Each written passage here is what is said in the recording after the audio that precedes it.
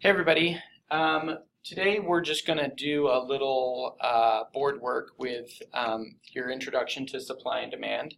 And so right now we're going to be just staring at these two curves as separate entities. In just a moment we're going to put them together. I like to separate it first to just break it down. If you listen to some of the other lectures, you know that there are three reasons that this demand curve is generally sloped downwards. One is called the income effect. One is called the substitution effect. And one is called diminishing marginal utility. And so basically what those are saying is that, remember, price, quantity, at lower prices, you are going to be able to purchase more goods with the same amount of income, and that is generally the income effect. Okay, basically the idea is that the money in your wallet is actually physically stronger and can buy more things if prices are low. If prices are high, you can buy less things, so you're going to buy less quantity. The substitution effect is the idea that at higher prices for goods, we start looking for similar substitutes. And so at higher prices, up here, you're going to buy less of a good than at lower prices. At lower prices, you might be the substitute for a different good. And the last one is diminishing marginal utility. Remember, the word utility equals satisfaction. And the idea is that as you purchase more and more of the same good, you become less satisfied with that. You can imagine going out for all-you-can-eat pizza, and after the first couple of slices, you know what? You're definitely not as happy with that third, fourth, fifth, sixth slice of pizza, and you're definitely not willing to pay as much for it if you had to pay full price.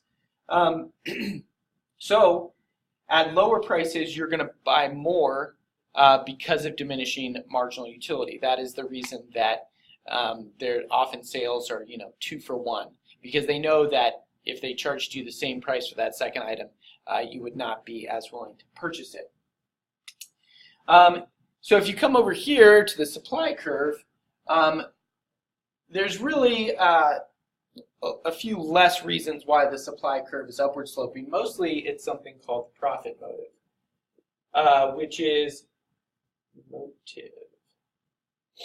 basically the idea that at higher prices you're going to make more profit, and thus you are willing to supply more at higher prices.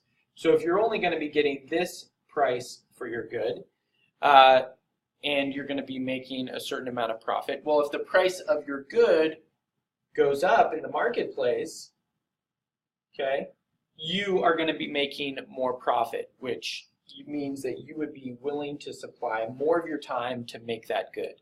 One way to think about that is just, if I had a home business and I was making, let's just say, for example, $4 per unit on the thing that I was selling, I might be willing to work 8 or 10 hours a day doing that. If all of a sudden something happened in the market and I was making $8, I was making twice as much, well, I would be willing to spend more like 14, 15, 16 hours a day making that to earn that extra revenue, okay? All right, so let's pause and put those graphs together for just a moment. Put the two curves together, and from this moment forward, you should really not be separating the two. This is the supply and demand graph. If you notice, we now have a point called the equilibrium point where supply and demand meet, and that is the idea where all of the units that are being produced are being sold, and all of the units are being purchased at that price. It's called the market clearing price.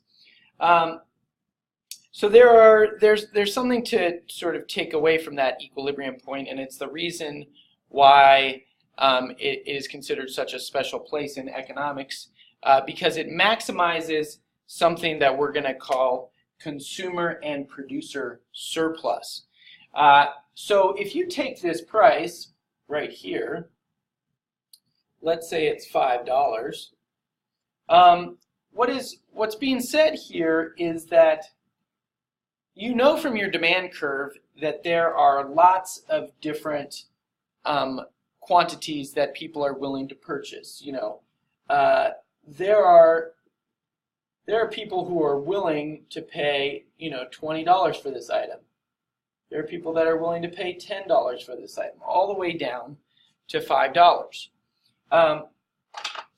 And this is what's called consumer surplus. There are people that are willing to pay $20 for this item, but they only have to pay $5. There are people that are willing to pay $10, but they only have to pay $5. In fact, there are people that are willing to pay $6, $5.50, $5.49 that are only willing to pay $5. And you might ask yourself, well, what happens to these people down here that were only willing to pay $4, $3, $2, $1? Well, guess what? In this market economy, they're not going to get that item. So we call this area, this whole area above the equilibrium point but below the demand curve, we call this consumer surplus. Okay? And this is different than just the idea of a surplus in the market, which I'm going to talk about in just a second. Now, if consumers get consumer surplus, it should stand to reason that producers get producer surplus as well. And so if you look at the supply curve, there are producers that are willing to supply this $5 item for $1, for $2, for $3, and so on. And they are willing to produce it for less, but because the market has dictated that the price is $5, they get $5. They get to sell their item for $5. So that gives them this area of producer surplus. You could look at it as this value. Okay, if you didn't feel as a consumer that you were getting some type of extra value when you purchased things at the supermarket or at the mall, you wouldn't buy it. The reason that you purchase those jeans is because you think that they're worth, $10 more than you had to pay or twice as much as you had to pay. So you feel like you're getting a good deal. And the producers are doing the same thing. They're basically saying, listen, the $5 that I'm getting is much better than having it sit on my shelves when I would have been willing to sell it for $2. I'm definitely going to sell it, and so on. So you have consumer and producer surplus right there. Now, this equilibrium point is so special in economics because it maximizes consumer surplus and producer surplus together, and that's very important. It'll come back into play later on when we change things in this market by taxing or by providing subsidies or by having an externality. You will then see that some of this surplus is taken away from the market, and it creates something later on that we'll talk about called deadweight loss. Let's pause to look at a few other things. Now, coming back to just the empty supply and demand graph, we want to tackle a few other concepts. So one concept is just, we talked about producer and consumer surplus. Now we're just going to talk about the idea of surpluses and shortages in general. This has nothing to do with consumer surplus or producer surplus. Students often get those terms mixed up.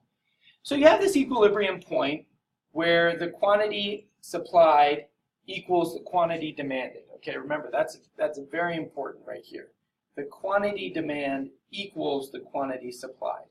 Okay, but what would happen in this situation if the price in the market was actually $2? Not the equilibrium point, because the market is showing that that's at $5, but what would happen if the price was sold at $2? Well, in that particular case, you have the quantity demanded over here, okay, and you have the quantity supplied over here. So what happens when quantity demanded is greater than quantity supplied? Another way of saying that is, what happens when more people want this good than the people are willing to supply, than the producers are willing to supply? Well, that creates, you should have said it in your mind, that creates a shortage, okay? That creates a shortage. And over time, market forces will drive that price upward. So think about it. If this good was really selling for $2, you might have lines out the door at the store. And the producer or the seller of the item would soon realize that they've got something very popular on their hands and that they can afford to raise the price and still sell the amount that they want. And so you would see market forces drive that price upwards to $5. Okay? So let's flip that and say, well, what if they were charging $10 for this item? Okay? Well, if you take that across the graph really tells you everything you need to know. In that case, the quantity supplied is going to be greater than the quantity demanded, and in that case you have a surplus. Okay? And in this particular case, market forces will tell the producer that they need to lower their price because they are not selling enough and they've got inventory on their shelves. Okay? Last but not least, I'm just going to talk for a moment about changes in supply and demand. Don't forget that these curves can shift, okay? But the key point to remember, when I'm erasing this, is that it is everything other than price that shifts these curves, okay? So, for example,